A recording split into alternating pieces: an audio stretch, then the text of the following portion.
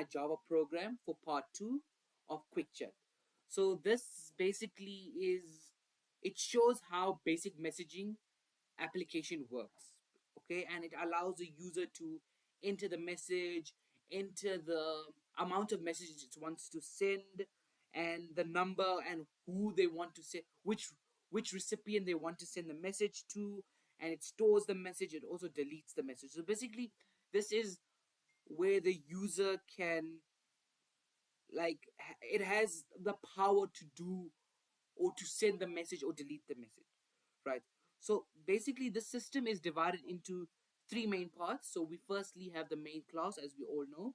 Then we have the registration and message class. Then we have the message class, which is the JSON file storage. And then we have the JUnit testing class, right? So firstly, we will start with our main class. So the main class is basically, it is responsible for running the program and also handling the user interface interaction, sorry. So not interface, but it basically handles the user's way of interacting towards the system, right? So as we can see here, int option is equal to 0. So this basically stores the user's menu selection. So it basically, it initializes it as a 0 so that the program can enter it as a loop. Then here we can see the while loop. So the while loop is very important because it allows a program to keep on running until the user exits the WeChat. Then we have our system.out.println.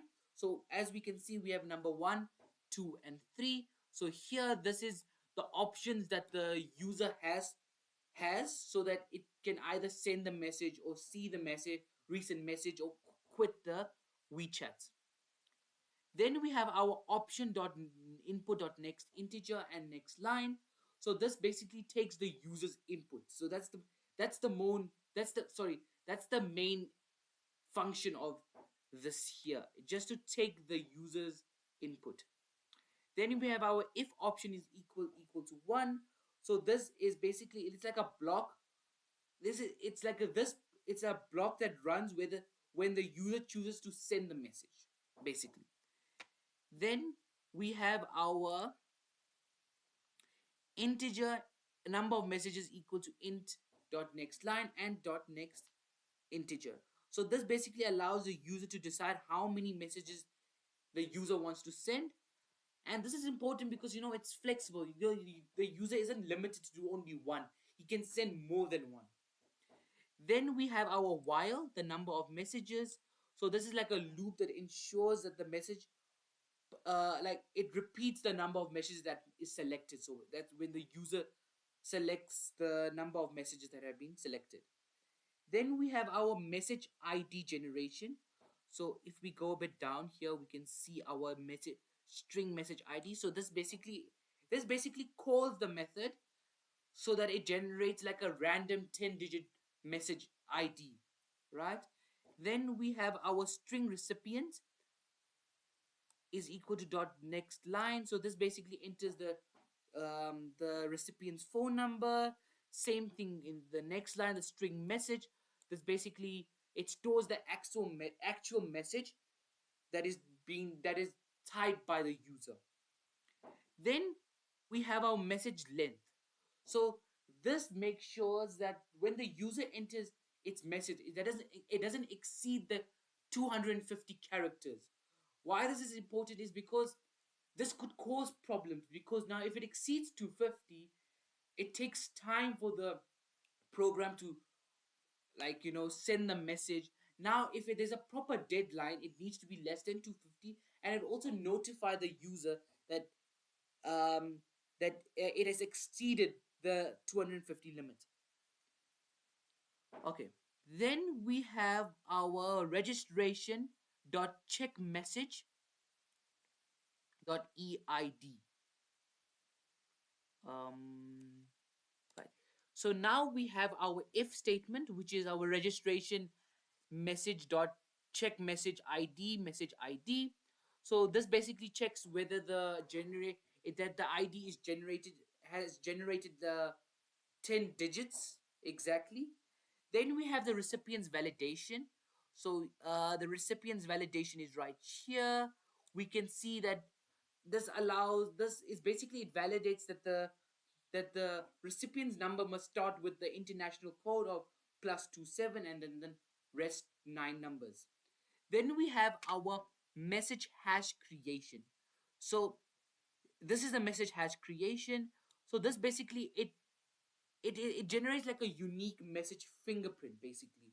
So like the first two finger digits of a message ID, then it's the message number, and then it's the first and the last word of the message. So it basically, identifies the message basically, if you understand, right? Then we have like the option that the user wants to choose, as we did above in this line here. So it will either choose 1, 2, and 3. Then we have our sent message, which is the send message, which is right here, registration and message dot total messages plus plus. So this basically increases the total message counter, and also it also helps track how many messages were successfully sent.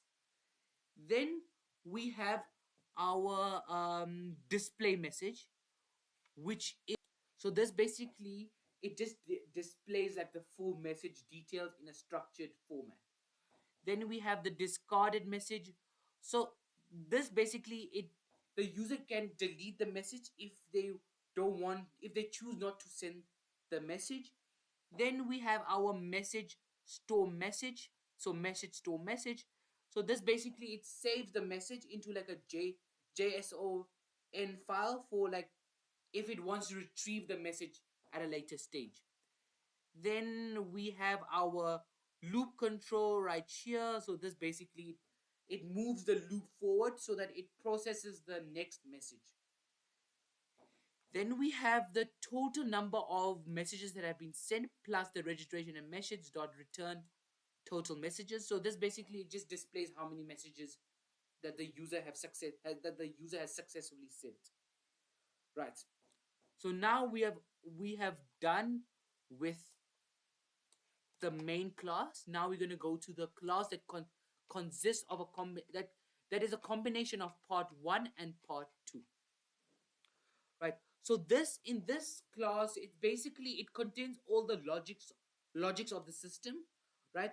So if we go down here where it says generate message ID, which is where part 2 starts from. So here we can see these random 10, 100,000 and 90,000, and people might be confused, what are these, right? So these are basically like it these are basic it's like a generated random number.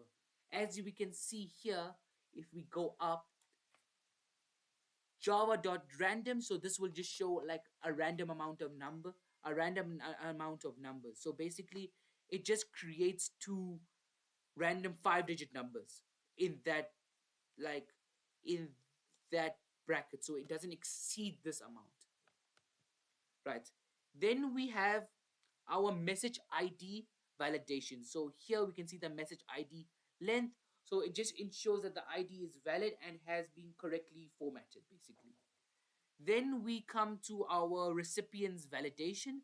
So where the number has to start from the +27, it must ensure that it starts with a South African international code, and it must have the +27 with the 12 numbers that consist that sorry, not that that doesn't consist, but it includes the +27.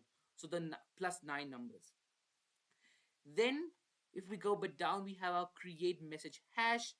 This basically here, if we can see the string message ID in message number and the string message.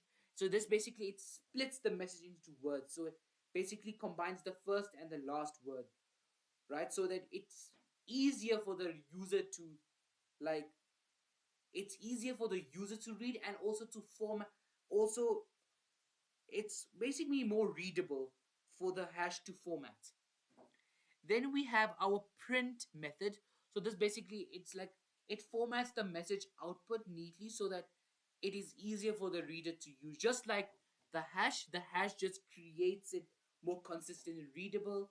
Same thing here. So this is readable for the hash and for the user. This is mostly used. This is for mostly for the user.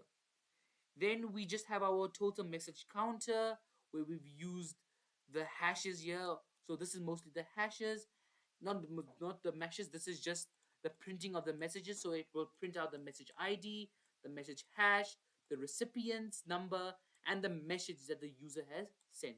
And then we just have the total message, returns the total messages. So this basically tracks how many messages have been successfully sent. If we go into our message class, which is the same as the which is basically the same as what I just did in my class, but in this one we have the JSON. So what is JSON basically? So JSON is basically, it is used to like allow structured data storage to be readable, right? So here, if we go a bit down here, we've done all of these codes. We can see the file reader is equal to new file reader. So this basically, it just reads the existing saved messages, right? Then we have our JSON object creation. So if we can see here, this is the JSON object creation. So this is just it's like each message is stored as a JSON object which contains like the message ID, the message hash, the recipients, the message, and etc. and etc. etc. Then if we go a bit down, we have our array storage. So all messages are stored inside the JSON array. And also this also allows like multiple messages to be saved in like one file. So if I didn't use, for example, if I didn't use an array, as we all know that array allows you to keep more than one message, right? So this would be the function of the JSON. Then we have our like file writing. So this is our file writing. So this basically just updates the data back into the file, right? Then here we can just see our system.error saving message. So if something, for example, goes wrong, right, when you are saving the program, so it'll just display like the error message instead of having a crash out, instead of like the program crashing, not crashing out, but instead of the program crashing. So as we can see, this is our JSON file. This is our message, which consists of part 1 and 2. Then we come to our testing. Right, so this is consists of the testing of part 1 and part 2, and part 2 starts from to generate message ID.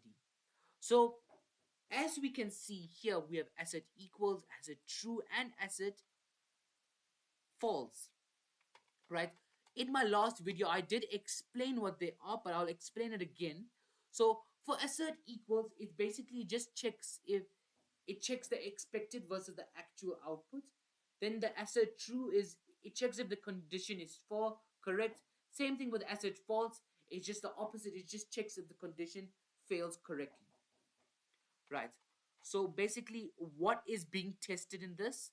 So in the JUnit, so we just have like the message ID generation, we have the message ID validation, we have the phone number validation, we have the hash creation, message output formatting, and also we have the total return total messages. So if we go back here, we can see we have 1, we have 2, we have 3, we have 4, and we have 5 of them, which just tests of if the user puts this that it will work. So if the user enters this would be wrong. Why? It doesn't start with a +27. And also the high pov will make it. So here, if we can see the test create message hash, it just shows the number, the 0, the high pov, and then what the result will be. So now, for example, as I did in the last video, if I run this, we can either debug the test. So if we debug the test, it will just show us that it's all true and that there aren't any errors. But it's taking a bit time. So if I go to open the test views, we can say the test has passed. Now, if we run the message, so here we say run test check recipient cell method. So if we run that,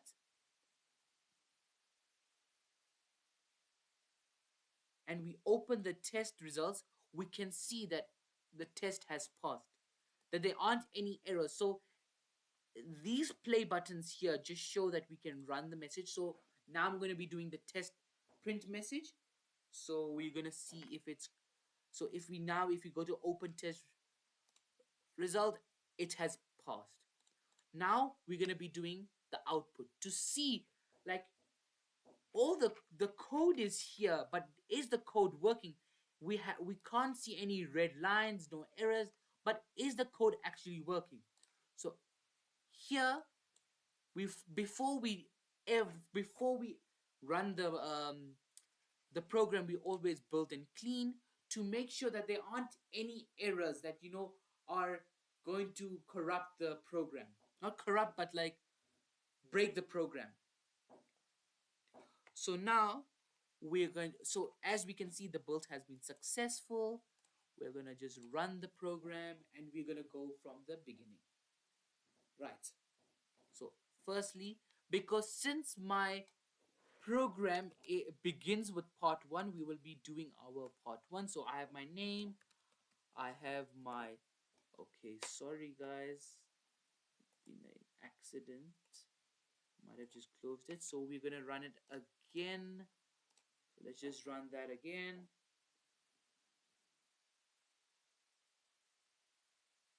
So I will first enter my name, I'll enter my surname, I'll enter a username. If you can see, I did use PAR-1. You can go back to my video and see what were the criteria of that. Then with same thing with my password, I will have that. Then I'll enter my phone number, +271 9. Yeah, as we can see here, we have a username successfully captured, the password has been successfully captured, and everything's captured. So this is part 1. This is all basic. Already done this in the first video, you can go check it out.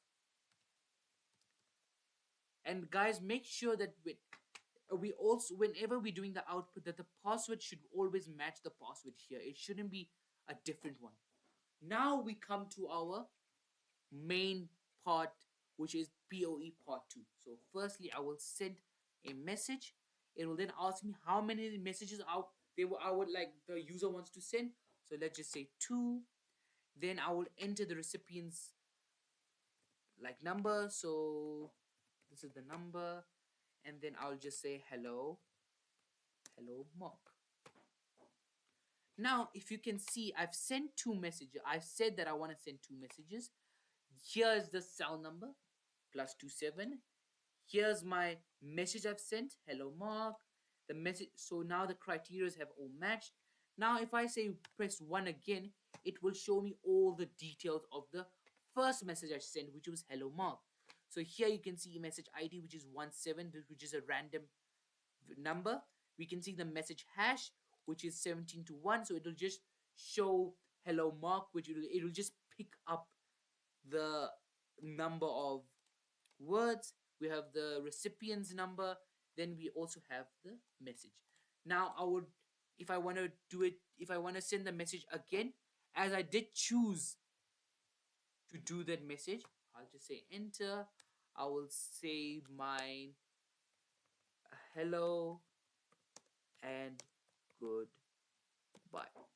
Now if we enter, here we can either discard the message. So when we discard the message, we either discard hello and goodbye, or we can store the message for later. So now I'll send the message, and as we can see, there's the total number of messages we have sent is 2. Here are the details of the message, and then I can quit, and as we can see, we have exit, quit chat, and there's a total number of 2 messages. So this is basically the programming, and this is the basic messaging. And thank you for listening to my video.